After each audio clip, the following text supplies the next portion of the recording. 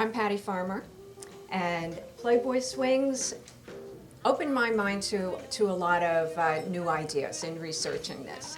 And I'm going to ask you the same question that I got hit with, and that is, what is the first thing you think of when I say Playboy? Bunnies, yes, yes. Centerfolds, right? I put forth that I think maybe the second or third after bunnies and centerfolds should be music, because Playboy was instrumental in advancing jazz. It took it from being a dance music, a dance genre, to something people sat down and listened to. And when I started writing the book, I found out that for over 2 decades, Playboy was the largest employer of entertainment in the country. That's more than Las Vegas or any other nightclub. If he would have brushed me and go, I'd start wearing my hair again, just like a square again. In doing the book and researching the book, I talked to so many people who said, I got my start at Playboy, I played the jazz festival, I performed in the clubs, I was on the record label.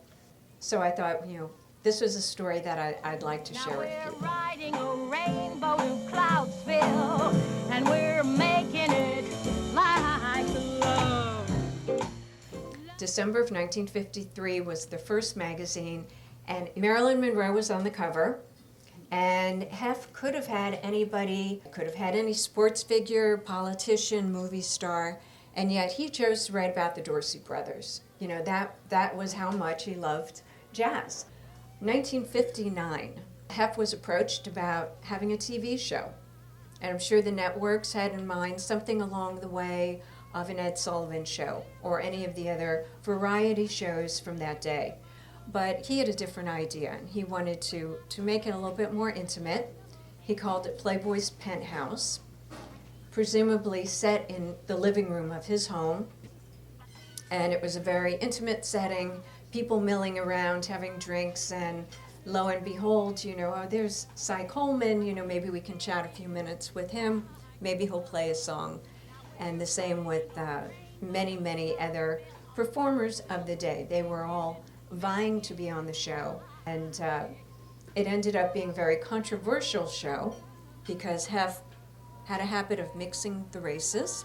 Hef was always very surprised when he got these backlashes, because it was just second nature to him. As Dick Gregory told me, he said, Hef didn't care if you were black, white, or purple, only if you could tell a joke, swing an instrument, or sing a song. He picked the best people. No, you can't kiss them all. Now the thought may be wonderful, but the chances are small.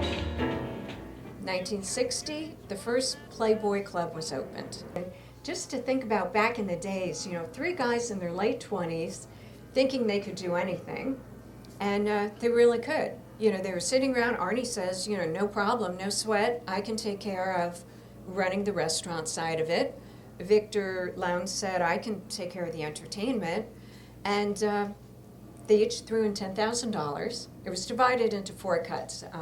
Hef took a share for himself, a share for Playboy, and Victor Lowndes took a quarter, and Arnie Morton's. They each put in $10,000 and opened that first Playboy Club on $40,000. It's a good return. So the first Playboy Club opened. It was very successful. Within the month, it was the largest producing nightclub in Chicago. He wanted a place where people could go, men in particular, and have their club. If they were in Chicago or Cincinnati or Detroit or Miami or New Orleans or New York, it would look the same. It would serve the same kind of food, the same menu. It would have the same types of waitresses, called bunnies, and very high standards. So he quickly wanted to expand. Fast forward to 1962, and we have the iconic Playboy interviews begin. And again, the first interviewee could have been anybody from a political bigwig to, a sports star, a movie star, just anybody. And Hef chose Miles Davis as the very first person that he profiled. And that was significant. Again, Hef did exactly what he wanted and what he liked, and he liked jazz. Thank you so much. You get me talking about Playboy, and I could write a book about it.